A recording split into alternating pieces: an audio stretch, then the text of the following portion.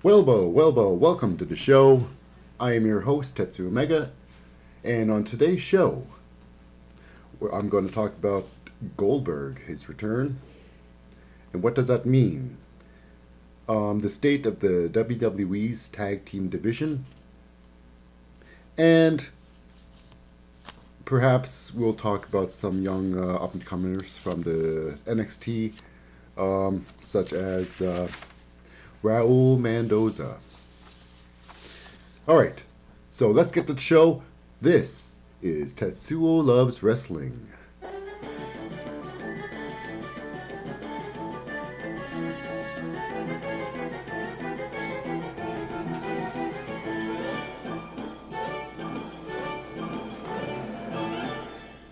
Okay, on today's show, we'll start with our big news.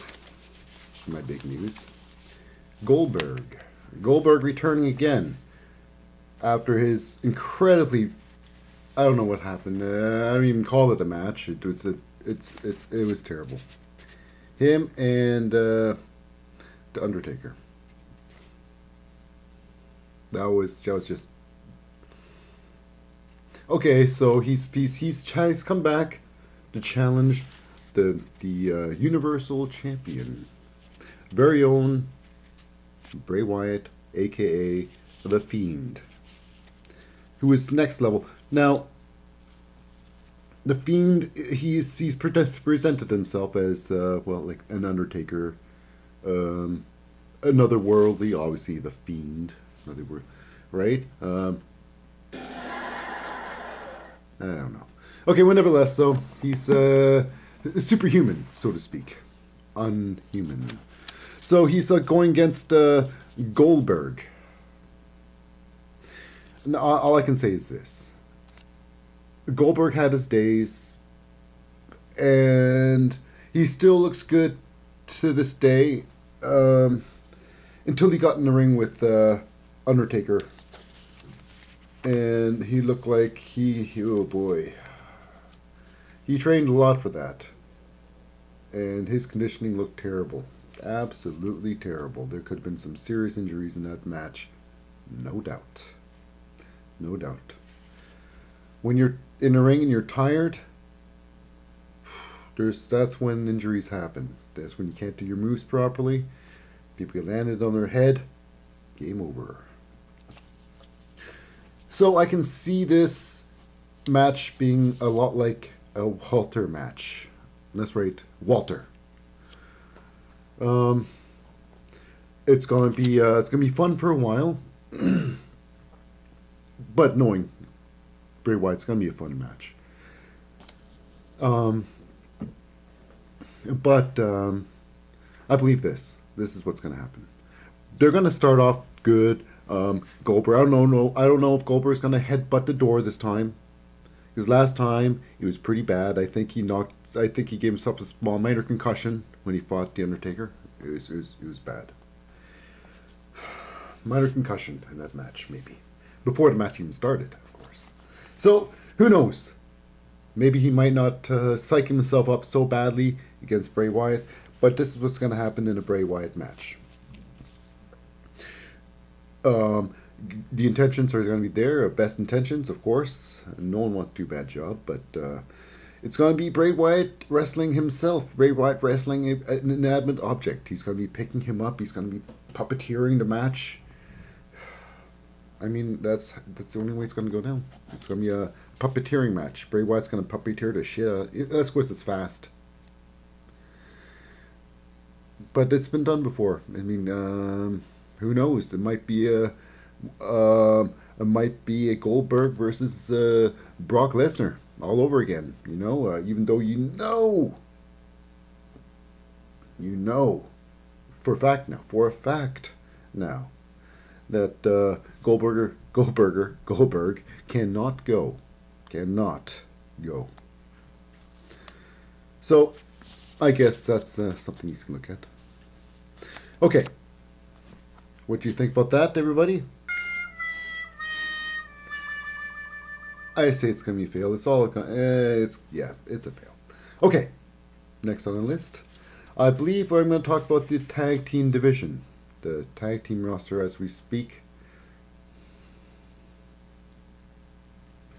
12. 12, 12 active tag teams in the Raw SmackDown. Now, you know, most of them, a lot of them aren't really wrestling, like the Lucha House Party. When's the last time you've seen them? I mean, the last time I saw Kalisto was in, what's that, I believe I saw him in Ring of Honor. No, wait, not Ring of Honor. It could have been Ring of Honor. Another industry, already somewhere else. Another, okay, and I haven't seen Lindsay Dorado fight at all. Grand Metalik, when's the last time you seen them? Been a long time. Now even AOP, they are in the mix, although they're not really fighting at all. They don't even hold the tag team belts. They're held by, obviously, you know, Seth Rollins and Buddy Murphy, which really makes it to 13. Yeah, okay, so, okay. Now, and another one, you don't really see, well, Hawkins and Ryder, they've been around, but I would also say Dolph Ziggler and Robert Roode is not a real tag team. They've just been glued together like all Dolph Ziggler's and Dolph Ziggler and Robert Roode's past. It just they don't know what to do with them. They're good, talented wrestlers. What are you going to do with them? Let's make some tag teams with them. Well, what the heck? So, such a limited roster. You know, who is the tag team champs now? And that is Murphy and Seth Rollins, who were just thrown together recently. Because Seth Rollins is a great worker, and what are you going to do with Buddy Murphy? So he's thrown in with the new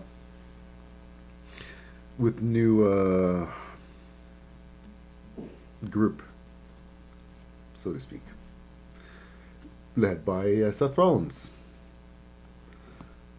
But what is the state of tag team in the WWE?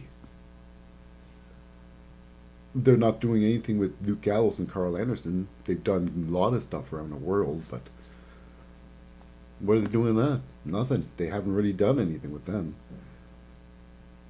The truth is, tag teams, I think actual tag team wrestling died in the 90s, 1990s, I think. I mean, the tag teams don't exist anymore. They can't. They're obviously, AEW has a fantastic men's tag team division. But when you come to think of it, but it is difficult because injuries and people are people, and if family members can't stay cordial, then how can strangers who just have a love for wrestling stay friends forever? People fight. Egos get involved. Wrestlers have bigger egos. So how can... It takes a very special team to really be a tag team, and notably a good tag team for a long time. This doesn't happen anymore. You never see that in women's wrestling either. So, Buddy Murphy, Seth Rollins, tag team champions.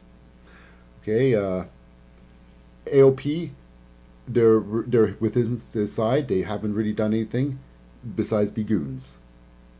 Okay, Kurt Hawkins, Zack Ryder, they haven't been doing anything. A lot of press, maybe, a lot of Twitter, I would assume.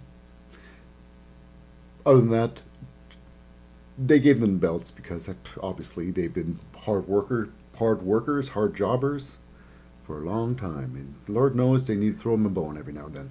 Okay, heavy machinery. Now, what's to do with heavy machinery? Right? Heavy machinery. Oh, wait, let's hear a special shout out to our boys Kurt Hawkins and Zack Ryder. Oh, no! That's right. Okay, moving on to the heavy machinery. Now, you have seen the big budding romance with, I'm not even sure what's going on. This I guess I don't know what's going on with Mandy Rose and you know Otis Dozervich. Something's happening there. Other than that, they're not doing any fighting at all. Doesn't seem like there's any real storyline going on outside of the Mandy Rose. Quote, love interest. And okay, now Robert Root and Dolph Ziggler, are they a tag team? Okay, let's just face it here. New Day. Now this is both Raw and SmackDown rosters. There's just not enough tag teams, real tag teams, to support a division, and that's also with the women's division. It's ridiculous. I mean, the only real tag team there is in the women's division now, even the great Kabuki Warriors, they got some great talent. The Asuka, she's one of the best in the world, men or women, does not matter. Kairi Sane, she's a great worker. She hasn't really proved herself quite as Asuka as a dominant force inside the ring, but nevertheless, so they've just been put together. Haven't been together for not even maybe a couple of months. Okay. So it's ridiculous. The only real tag team, even Alexa Bliss and Nikki Cross, are they a real tag team? I don't even know if they're. I think I don't know what's happening with them. They're not doing much fighting, and that's maybe that's exactly what. Who knows? But they've been together for a very short period of time. The only tag team that's really a tag team is the Peyton Royce and Billy Kay, the Iconics. The only real tag team there. You know, I've never understood why they. Okay, I understand in one point why they added tag team belts in the women's division. Because, you know, obviously you need to highlight more wrestlers, and more belts really helps. But if you cannot support a tag team in the men's division, it makes no sense. There's too many belts in there. Now, to top it off, NXT has their belts too, obviously. And rightfully deserving, it's with the Undisputed Era. Right, Kyle O'Reilly and Bobby Fish, amazing team. I've tooted their horn a lot of times, but really, there is not much tag team action happening in the NXT. There is. Now, I don't even consider these two a real tag team. They put them together too, Danny Burch and Oney Lorcan. I believe they're individuals. Tag team now and then. You know, when they're tag team, they use Oney Lorcan's music. Kind of ridiculous. Okay, next is the Forgotten Sons. I haven't really seen them at all. One injured, maybe not. Steve Cutler. Okay, Steve Cutler's injured. Okay, so you're not seeing them much at all. And the Undisputed Era, clearly they're the number ones. Okay, Chris Parker, Matt Martell. I don't even know who the hell they are. Okay, and that's the 4 official teams. So you can pretty much cannot count out Downey Burch and Oney Lorcan. They're not going to win anything. Forgotten Sons, they're an injury list. So, yeah, only people's going to... Okay, so yeah. Then you go down to UK, which I believe... what's that? The Gallus is the current champions there. And even with Gallus there, it's a stronger tag team division. And I find this really hilarious. I just like to talk about my favorite tag of all. It's Grizzled Young Veterans. You know, they've held the British UK tag titles for a nice amount, you know, and it is a team of James Drake and Zach Gibson. You know, I believe Liverpool's finest. But I would call them, if they were a movie, If Grizzled Young Veterans would be a movie, they would be called Jay and Silent Bob. Oh, one does all talking, and one looks cool and mean. Oh. That's right. It's pathetic. Well, you know what? It just, with all the talking Zach Gibson does, it just makes it all the weirder. But I guess someone has to do talking.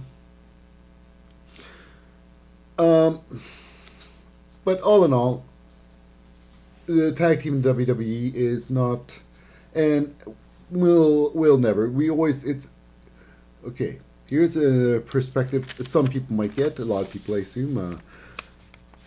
The WWE with the successful tag team is like waiting for the Toronto Maple Leafs to win a Stanley Cup. Every year they think it's going to be different. Oh, it's going to be different.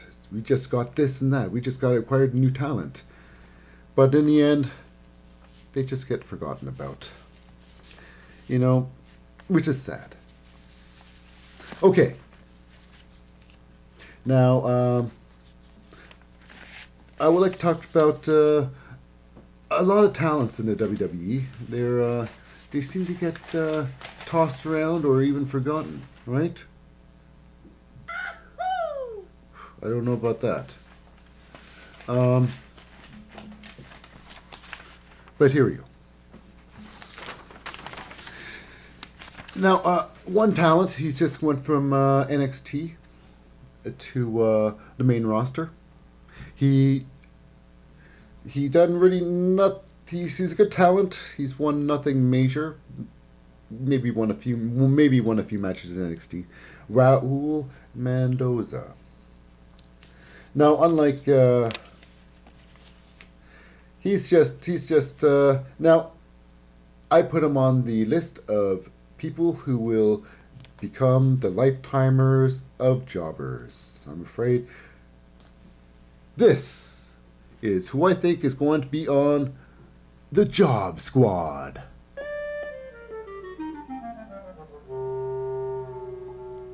Oh no! That's right, the Job Squad. Now, there are a lot of people in the WWE as we speak. There are many, many, many talents in there, and many of them are either injured or just not being used. But as in, I got a couple written down here. When's the last time have you seen Heath Slater in action? And then, well, here's my Job Squad. I don't know. Now, I would put Raul Mendoza right on the list of Job Squad. Now, with there is the tag team of Zack Ryder and Kurt Hawkins, although they have been the tag team champions a couple of times. But when they're in the ring, seriously, when they're in the ring with anybody, you know who's going to win, not them.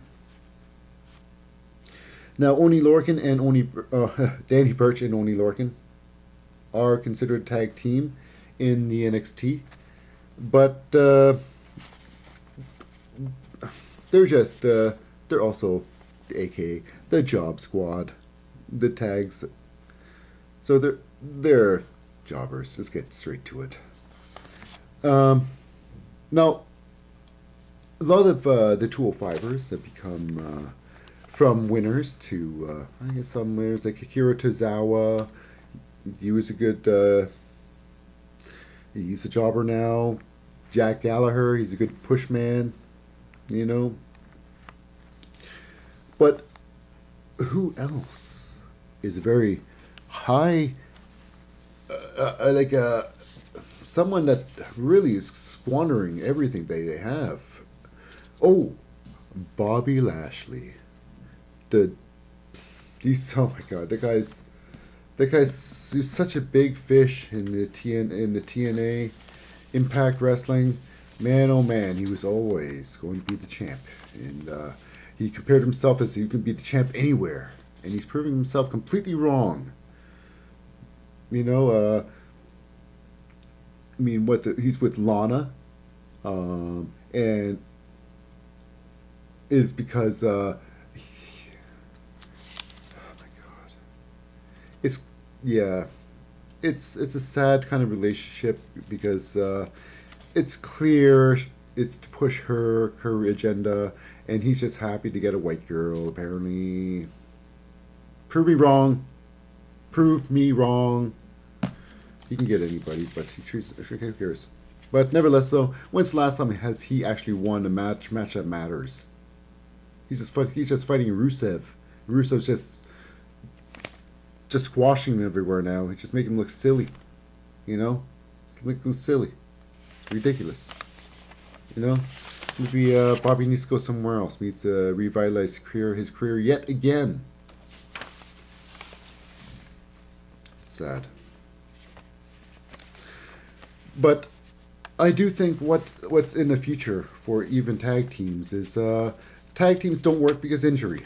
New Day works. It's you need to have a stable, interchangeable team.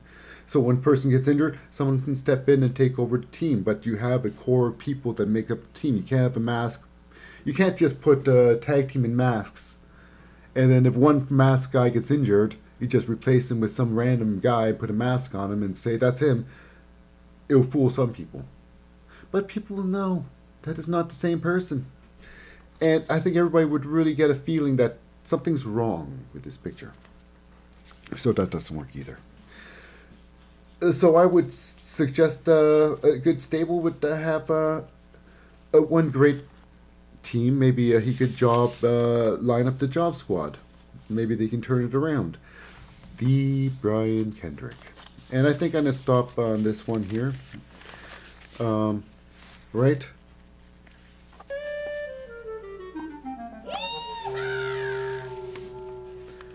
Okay. The Brian Kendrick. He's teamed up with a lot of people. A lot of tag teams he's been with.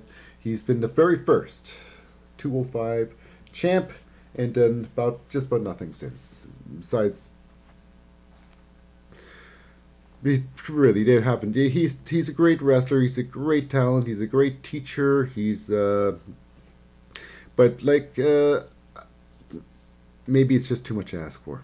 Maybe this has been a problem all the time. This will always be a problem with. There's just only room at the top for so many. But I would say Kendrick would be a great leader. He's a great leader.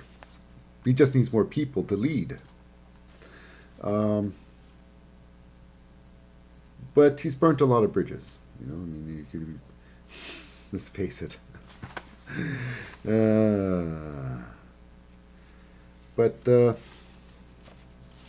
Yeah.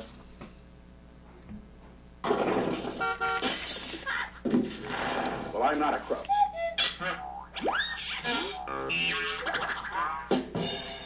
Well, that's the show. I'm your host, Tetsu Mega, signing off.